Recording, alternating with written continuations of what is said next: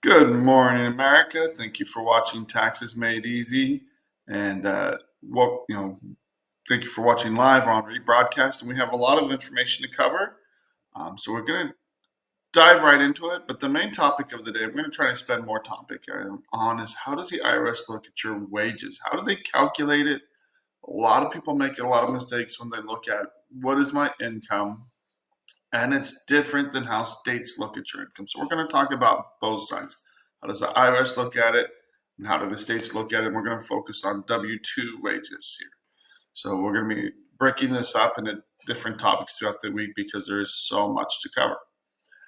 So stay tuned. We've got a lot of good news and a lot of great information about income, which is the largest piece of most financial analysis, or pretty much most cases. So stay tuned, and we'll be right back after this break.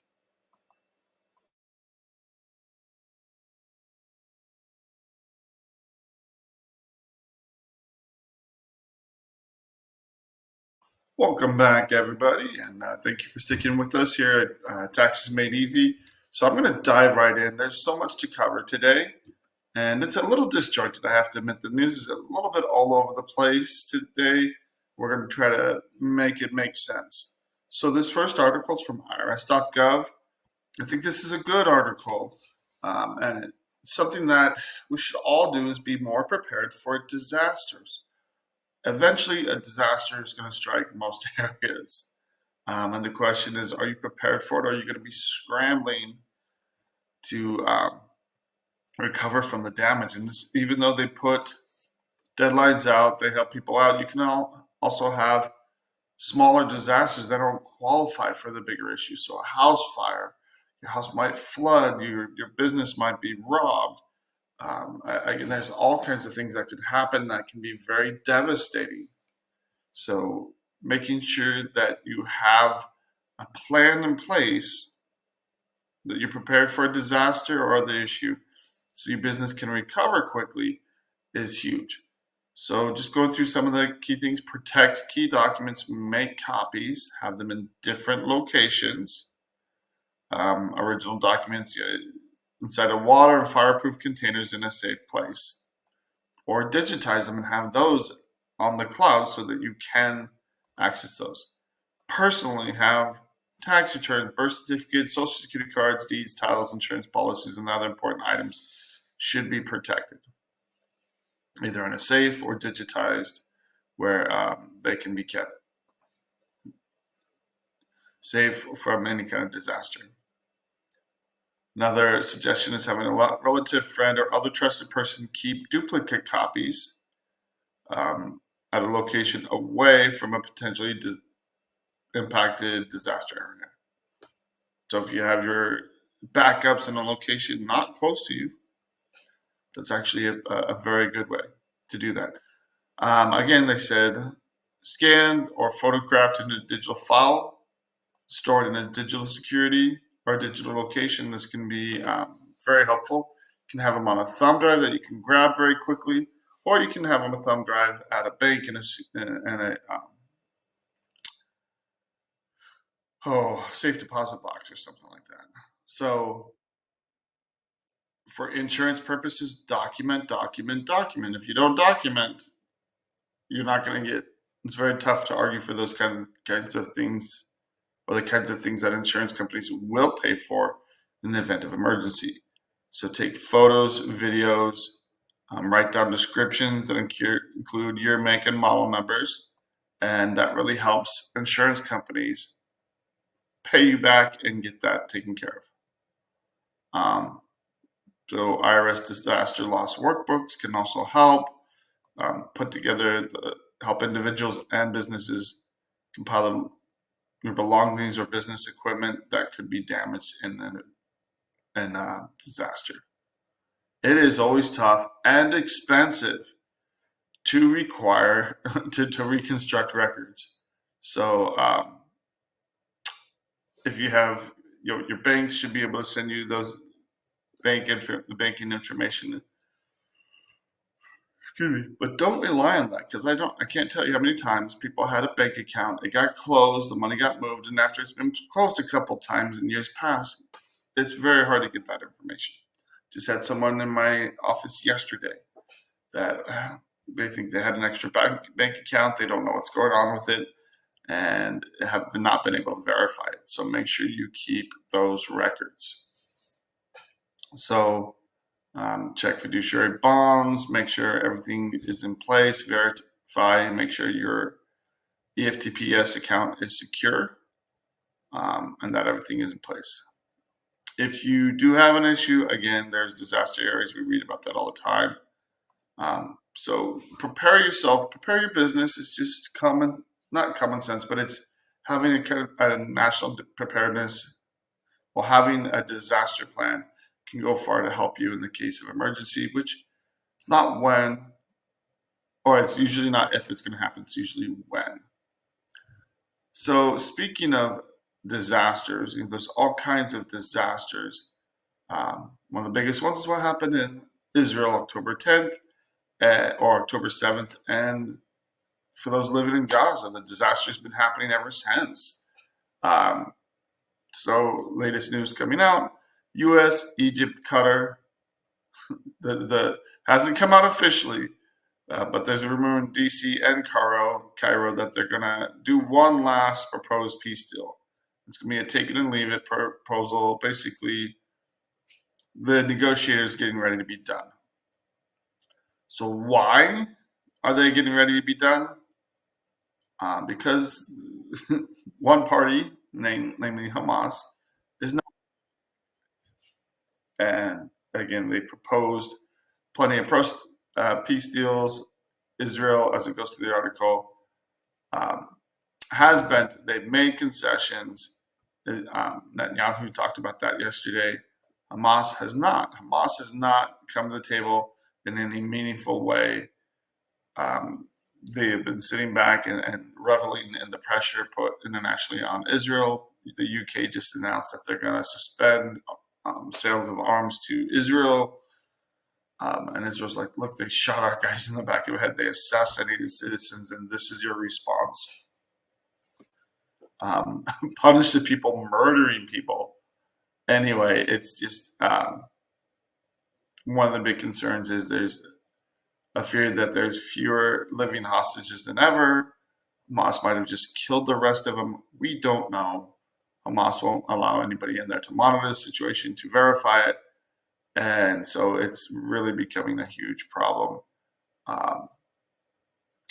And read through the article, get informed, but it's just this idea that we have to have a peace deal when one side just isn't negotiating in good faith really is undermining real peace. And we have to have realistic peace for it to be lasting peace. And that's one thing Hamas has never been on board with, is lasting peace. So next article, this goes back to Brazil, again, is still going after Elon Musk in any way possible. So now they're going after Starlink, which provides internet, and first of all, they've blocked Twitter, and now they're going after any internet provider. If they still provide X or Twitter, what used to be Twitter, they're going to get banned too. So apparently on August 29th, they went in and they seized or froze all of the assets in Brazil for Starlink because they wouldn't comply with the order to take down X. So, on August 1st, they were told they would have 5 days to comply with the shutdown order, or they would be hit for possible sanctions, temporary suspension, or revocation of their operating license. So Starlink has not formally responded, but at the same time, so on August 29th, their assets have been frozen in Brazil, and while they're trying to appeal these orders, they're shutting down Starlink and their ability to provide internet throughout the entire country of Brazil. So again, the saga continues. It's just getting crazy. But if you are a free speech advocate, this really should concern you, because it's only a matter of time before this kind of totalitarianism comes to the United States. Many would argue it's already here. So if you didn't see this news, this is kind of an off the wall topic. Um, we had a chief aide, so it's a former chief aide, but she was the chief of staff for Governor Kathy Hochul. I'm not sure how to say her last name, but is now being accused as working as a Chinese agent. She also worked the same high-ranking aide, worked for Andrew Cuomo, and was basically acting an unregistered agent for the Chinese government is a nice way to say spy. You had someone, this happened, I forget the congressman's name from California, but he had a Chinese spy on his staff and ended up sleeping with her. It's like from the movies, classic spy stuff, but it's scary. And again, this is just goes through the different things. They both pleaded not guilty, but again, we know China's actively influencing and trying to penetrate politicians, our government at all levels. They are not our friend. So again, we'll see what happens as this plays out. And again, here they are. They enriched themselves with luxury purchases, lived in a $3.6 million home, had apparently they were laundering money, visa fraud, and violating the Foreign Agents Registration Act. So there's a lot going on here for the FBI to go and arrest them. Very connected, high-level individuals. So this next article is actually good news. Mortgage refinance demand is 94% higher than a year ago. So as interest rates are creeping down, people that bought and were paying 8% on their mortgages are refinancing at current rate is 6.43%. So what it'll be for you individually could be a little bit higher or lower than that. And while applications for new homes or just to purchase a home rose 3% for the week, they were still 4% lower than the same week 1 year ago. So new purchases are still kind of stagnating, but this is a boon for the mortgage refinance for mortgage brokers that people are refinancing almost double what it was a year ago. So it kind of gets into the details here, but again, across the board, mortgage rates are dropping. They will probably drop even further if the Fed cuts the rates in September, as they're expected to do. So the labor market, the economy is shown as being weak. So it's expected that they will cut them. Just have a little bit of time before the break to introduce the new topic, and we're going to have to get to it after the break. And this has to do with student loans. So again, it's, fool me once, shame on you. Fool me twice, shame on me. And this is, again, a consistent issue that we'll cover after this next break.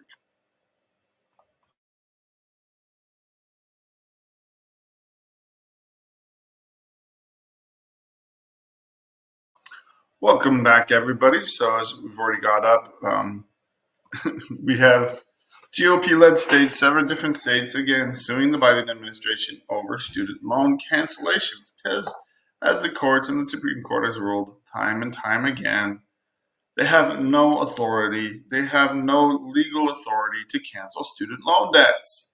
Yet the administration keeps trying. Why? Because they promised it time and time again, knowing that it was constitutionally suspect. If they really wanted to do this, if they were serious about it, they would have Congress vote and pass a bill on this. Will Congress actually get that done? No way. So that's why, again, long on promises, short on reality here. And so they're trying to do it. This time it's a little sneakier. And so it's just just comes just over almost a week after the Supreme Court shut down the Biden administration's SAVE plan. So they just ruled on this, and yet they're just doing it again. The interesting thing here about our latest vintage, the um, BAM that this multifamily just came to growth light. and So they're income trying to, fund as four. early as Thanks Tuesday or to the market Saturday, volatility and the the pessimism, we are DOE seeing is better deal instructing flow than we've federal loan seen services in to begin several years. canceling hundreds Warren of Buffett billions said of it dollars best, of when people are loans fearful, as early as be Tuesday greedy. or And we Saturday. are smack Not dab approved by in the Congress, middle no legal of the best authorization for buyer's this. market we've seen in a long Again, time. it's again, they've won the first two legal student loan cancellations, and Missouri Attorney General says we have no doubt we'll win another one. The court's been clear, and yet they still are trying to do that. We want to make sure the total And interestingly enough, this is something that they've done quietly. They haven't informed Congress. They've tried to keep it out of the news. And now that they had to make it public as they start actually doing this, this has been something in the works since May. So again, they've known that this is happening, and they're just trying to get the political pickup and lift before the election, saying, "Look, we're trying. Look at these Senator Republicans that are actually trying from the to great state of Utah. Senator make Lee, sure we welcome. follow the law." Heaven forbid. One of the quickies that So came up in again, the press it's briefing frustrating today to people. It's from our own, frustrating Edward to Lawrence students trying to make a the, plan and pay for student college. loans. And more money again, it's paid just out throwing for more student of loans. this onto the I'm backs sure of this has nothing to taxpayers. do with election year vote by. So this is, and you always have to take articles from Breitbart and far left sources, so with a grain of salt here. But this is scary. Kamala Harris is out there saying she's for border control. If you believe that, I've got a bridge to sell you, which means that is the biggest pile of, Biden-Harris administration is working with the Mexican government.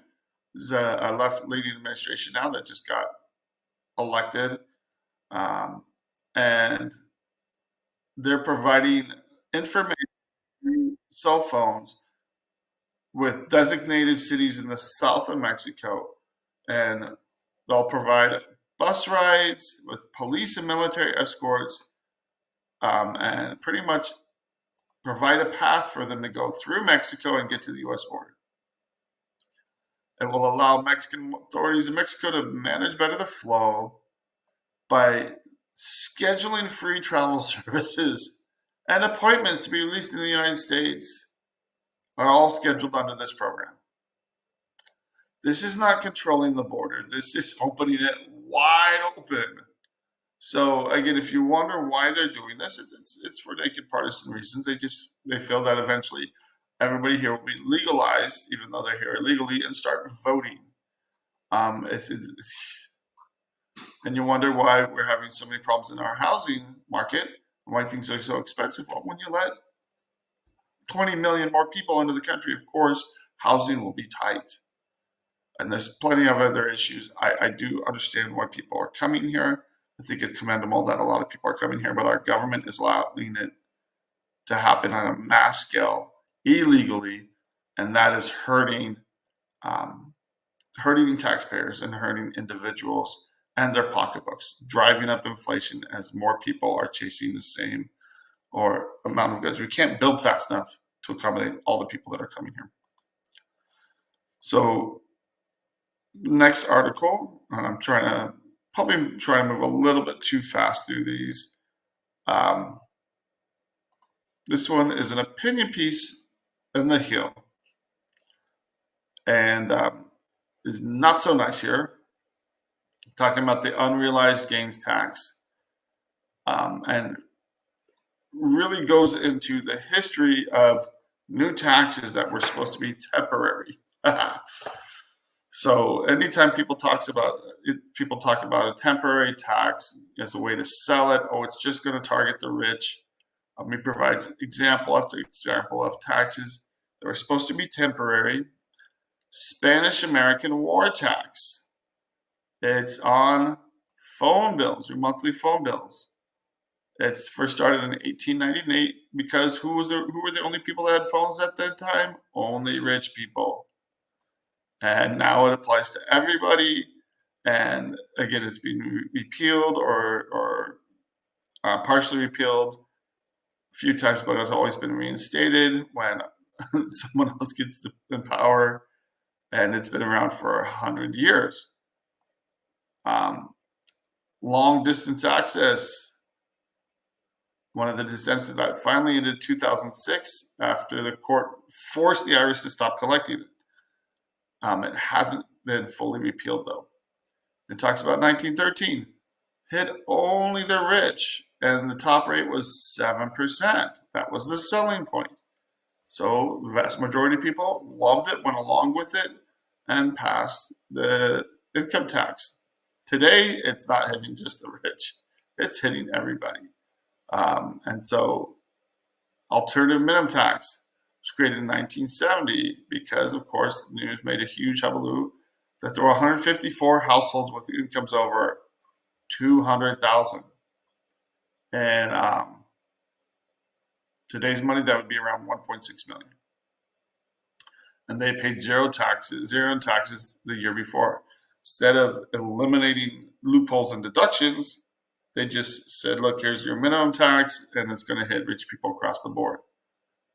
It was not adjusted or tied to inflation, so 43 years later, it was hitting most of them, or anybody that had dual income, two income households. So if you had two families making, husband and wife both making around 100,000 or so, a lot of people were getting hit by this alternative minimum tax in the middle class. Again, many areas of the United States, 200,000 does not go very far. Just go to New York, Bay Area, or California. It doesn't go very far at all. In 2017, that was adjusted to hit only the very highest earners. And again, the inheritance tax. So example after example of new taxes that were only supposed to hit the wealthy. But the wealthy, of course, they're using trusts and other methods to avoid a lot of these things. So who gets hit? Farmers, small business owners, etc., where they might have a lot of wealth on paper, but pardon me, passing that assets onto their next generation, their children, really is going to, again, we're looking at a tax bill as much as 40% of the estate. You can't pass out a farm like that. You can't pay these kind of bills. So these farms are going to be sold off to large corporations that don't have to deal with death taxes because they're owned by the corporation that doesn't die. So again, if you look at this, he's saying, look, these unrealized capital gains tax, not only is it going to really soak the rich, the uber wealthy, it's going to cause a lot of volatility in the stock market, as they will have to sell assets to pay this, and they'll probably sell it before anything like this becomes the law. And again, these are the job creators. These are people that have invested, and that's how they're gaining money. I mean, the rich don't just have money in huge bank accounts. Is that what we want them to do, to pull all of their assets out of the economy? If we're not careful, that's exactly what we might get. So again, be aware. This one is from Haywood County, North Carolina. It just popped up, and I saw it, and I said, look, this is something I always want to talk about. Just saw a couple new cases where people have been hit by tax scams. It's current, and they will target people for county taxes, state taxes, IRS taxes. These letters are scary. They're nasty. They're meant to scare the bejesus out of people so that they will call. If you get letters and you're not sure, first of all, you should always call the source. So call the IRS, call the state, confirm that this information is accurate, and never, ever, ever send money to anybody unless you're sending it directly to the agency. So you get that information directly from the agency. They will never take wire transfers. They will never take gift cards, any kind of payments like that. And talk to your family members, especially if you have elderly family members, because these scams are gaining in popularity and they're really causing a lot of damage. Last topic for the day. online gambling. If you watch any kind of news on the internet or you're on the Netflix or YouTube, you see these ads all the time.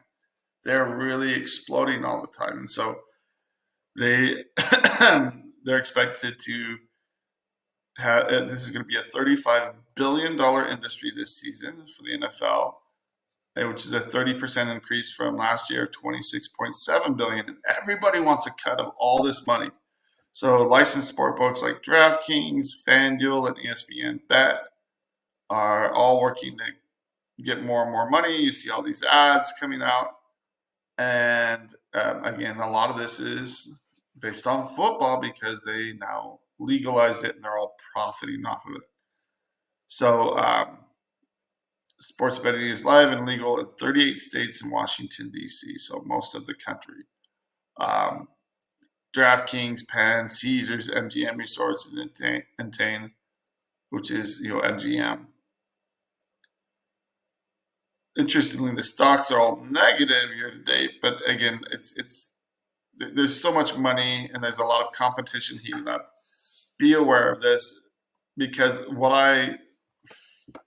as a tax attorney, I can't tell you how many times betting, gambling has hurt people, destroyed their finances, and left them in horrible situations.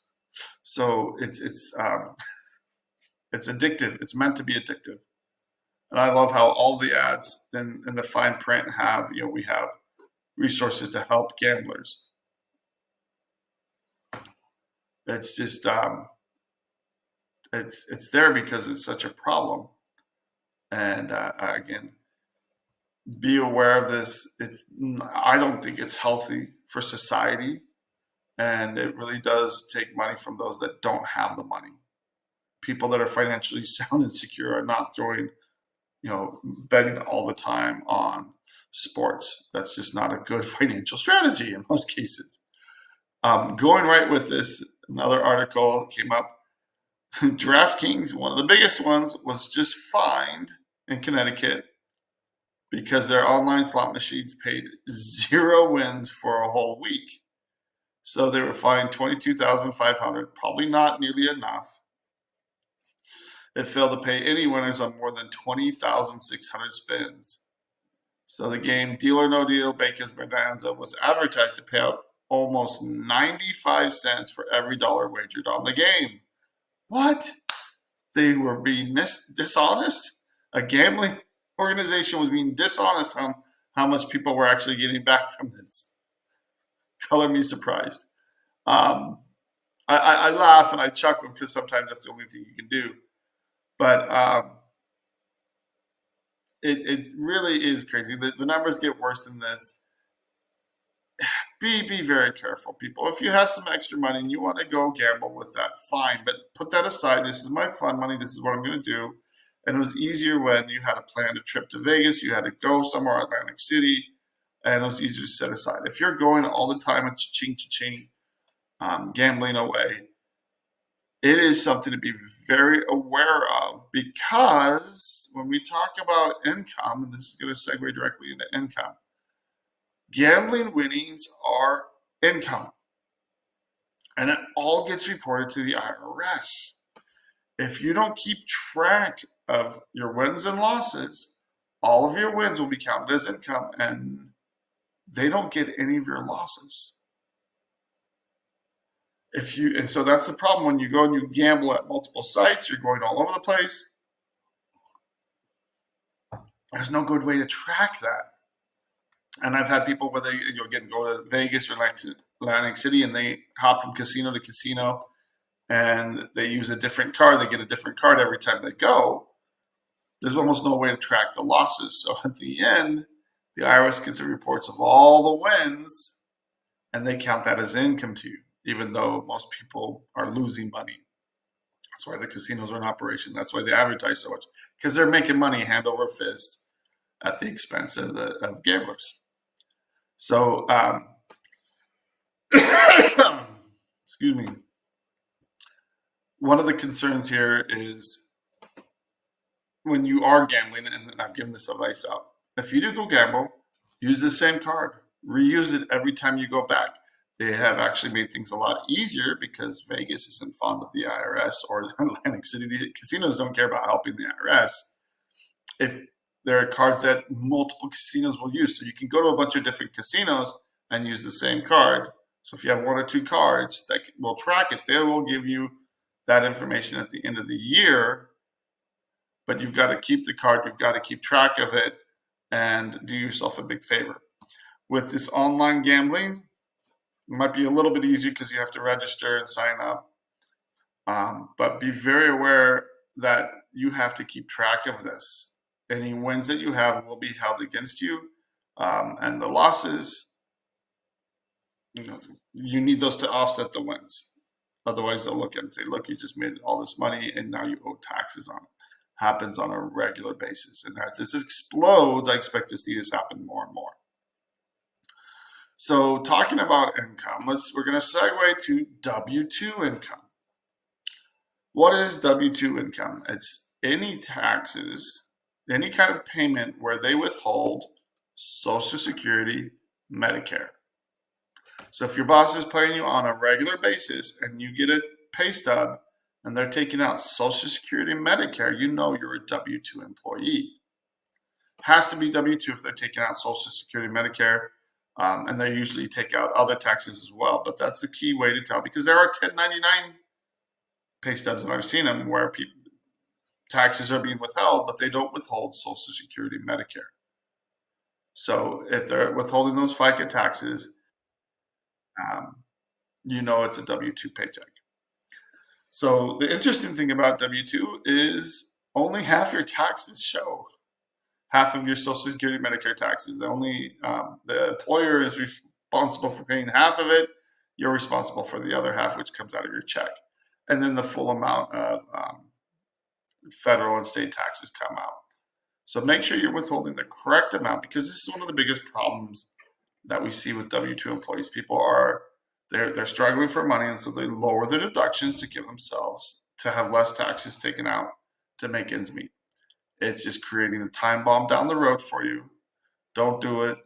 If you have questions about how to make your bills, even though the taxes are too high or you can't afford it, get creative. There's other ways to do that, to either earn money or to save money. And there are plenty of financial coaches out there that will help you save money rather than creating a time bomb for you by not having enough withheld for your taxes. So we're coming up another break here.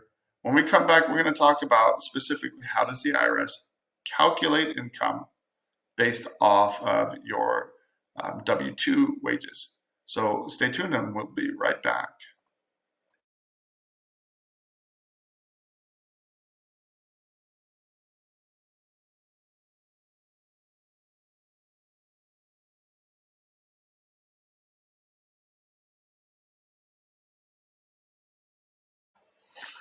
Welcome back, everybody. And when you're looking at W-2 paychecks, so you have Social Security, Medicare, and other taxes being withheld from your check, there are a few different ways that people get paid. Some people are on a salary, some people are paid hourly, and that should all be broken down on the paycheck. And paychecks vary in detail. You can have almost nothing on a paycheck, or you can have huge lists, multiple pages that have all kinds of information. Typically, though, it has your year-to-date information as well as your current pay stub information. And so it should list out any deductions for you. And more, these are being issued electronically, so people aren't looking at them as much as they used to. A lot of people just don't pay attention to them. They get paid, it goes in the bank account, they keep working. They know their bills are getting paid, so that's all they worry about. Now, with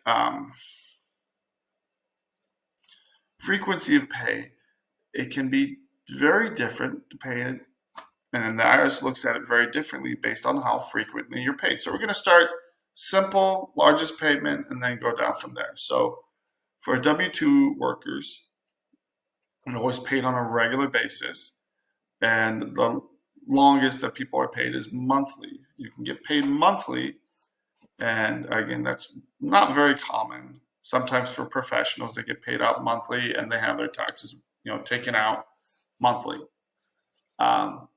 More common is semi-monthly. This is where people, if you're paid on the same day of every single month, it doesn't matter. So the 1st and the 15th, the 5th and the 20th, and you're paid on those same days every single month. So your pay dates will actually, the day of the week that you're paid will actually change as well, because the days of the month are going to move around. So the way that you figure out your monthly income, because the IRS wants everything put into monthly income, is that you go in and pretty much average out at least 3 pay stubs and divide that amount by, or multiply it by 2. So you take at least 3 pay stubs and multiply it out by 2. Now we're going to talk about the year-to-date method later, but again, that's a different method that works for all pay stubs. The next frequency after semi-monthly, and this gets very confusing, and a lot of people, they'll look at their bi-weekly pay, where someone's paid every other week. This is when you're paid on the same day of the week, every other week. So every other Friday, every other Thursday. Usually it's typical, it's a Friday or a Thursday, but you just get paid every other week. The IRS knows that sometimes you have more paydays in a month than 2. So what they do is, instead of doing a straight multiplier of 2, so if you're paid semi-monthly, so only twice in a month, never 3 times in a month, that's a multiplier of 2 to get a monthly number. If you have bi-weekly pay, so you get paid every other week on the same day of the week, every other week, the multiplier is 2.17. So this is a common error where people look at their paychecks and say, oh, well, I do so much a week or every other week, I'm just going to multiply that by 2.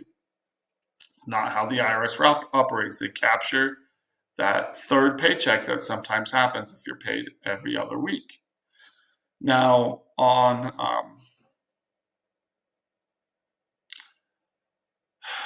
for biweekly, it can be a little more confusing when you're trying to take those numbers and move that over. Essentially, you average, again, 3 paychecks at least, and then multiply it by 2.17. You could always look at your last tax return and just divide it by 12 as well, or do the year-to-date method. So if it gets confusing, you not only multiply the pay by it, but all the deductions, all the taxes, you break down every single category that's on a paycheck. So if you start a new job or you haven't been there more than a few months, that's what the IRS is going to be looking at. Or if your pay changed recently. So if your pay got cut, there's no more overtime, and you want to show a drop in pay, you don't want to use the year-to-date number, you want to use a lower number. Or you want to use the 3 pay stub average. And then you have to present to the IRS and say, look, it's changed, it's lower for this reason. Now, the other very common way that people get paid, so the most common is probably bi-weekly and weekly. So weekly, a lot of people get paid weekly, and you just get a check every week on the same day of the week, usually Thursday or Friday. Now, how that works, it's similar to the bi-weekly, but the monthly, instead of, I get 4 paychecks a month and just multiplying everything by 4, it's 4.3. Because if you're doing it weekly, you're going to have that extra week. So it's more often that you're going to have an extra pay period, depending on when the month ends, etc. And so that you have to use a 4.3% or a 4.3 multiplier. So you'll take at least 3 pay stubs, add them up, divide them by the number of pay stubs you used, and then multiply that number by 4.3. So yes, I'm using math. Sorry to confuse people, but it's basically that's what you're doing, is you're taking 4.3 times the number of the average pay stub amount, and that's getting your numbers. So it's important to kind of make sure that you're using the same method as the IRS, and the IRS uses gross numbers. So the IRS looks at your total paycheck and then they subtract everything out that they allow for. So that's another big mistake that people make, is that they think it's based off their net pay. And it can be confusing because the states do the opposite. Most of the states look at net pay, not gross pay. So again, the IRS is gross pay, and then you subtract out the taxes. You just subtract out the any kind of deductions for health insurance, for life insurance, for any kind of allowable expenses. But there are plenty of times that people have money taken out of their check and just sent directly to a savings account, or they'll have a bill paid directly from their paycheck. The IRS makes sure that none of that is considered unless it's an allowable expense. So if you have if you're paying a whole life insurance policy and you're having that taken directly out of your check, the IRS will not allow that. So you have to be a little bit more careful when you're looking at it.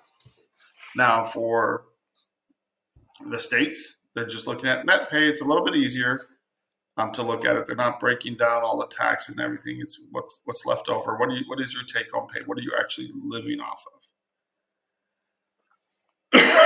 And when they do that, they're not looking at health insurance and other things as an expense, because it's already been accounted for when they're looking at net pay. So if it's already taken out of your paycheck, they don't want to hear about it again, because then you're technically getting credit for that. So that's called double dipping. And you just want to make sure that when you're looking at the numbers, if you're looking at net pay, you're not counting deductions already taken out of the check, or when you're looking at gross pay, you're not double counting. That's something a lot of people do. It's an easy mistake to make, and we're probably going to provide some examples of that coming up, and pull out a whiteboard and walk through that tomorrow. So when you're looking at net pay or gross pay, like I mentioned, the IRS doesn't include everything on there. So just because you have a loan, and one of the big things that they don't allow for are 401k payments or contributions to other types of